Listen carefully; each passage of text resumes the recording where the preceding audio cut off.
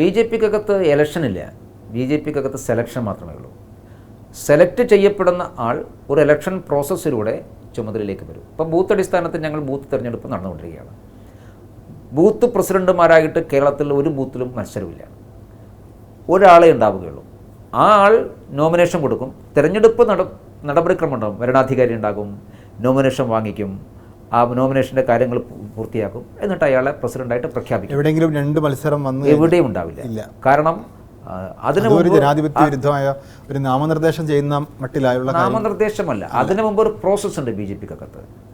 ആ ബൂത്തിൽ എല്ലാ പ്രവർത്തകന്മാർക്കും സ്വീകാര്യമായിട്ടുള്ള ഒരാളെ ഞങ്ങൾ കണ്ടെത്തും. ഈ ബൂത്ത് തലം മുതൽ ഇങ്ങനെ മത്സരിക്കുമ്പോൾ അല്ലെങ്കിൽ നോമിനേറ്റ് ചെയ്യപ്പെടുമ്പോൾ അല്ലെങ്കിൽ സെലക്ട് ചെയ്യപ്പെടുമ്പോൾ അവിടെ ഒരു നേതൃത്വം അങ്ങനെ ബൂത്ത് പിടിക്കുക അല്ലെങ്കിൽ മണ്ഡലം പിടിക്കുക എന്നർത്ഥത്തിൽ സംഘടനാ ശക്തി വർദ്ധിപ്പിക്കാൻ നേതാക്കന്മാരുടെ ഭാഗത്തുനിന്ന് ഗ്രൂപ്പ് അടിസ്ഥാനത്തിലൊക്കെയുള്ള ഒരു ശ്രമം ഉണ്ടാവും.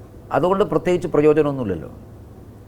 കാരണം ഒരു ബൂത്ത് പ്രസിഡന്റിനെ ആരാവണം എന്ന് സമവായത്തിലൂടെ തീരുമാനിക്കപ്പെടുന്നത് ആ ബൂത്തിലെ പ്രവർത്തകന്മാരാണ്. അത് ഒന്നിൽ കൂടുതൽ ആളുകൾ ചിലപ്പോൾ വന്നേക്കാം.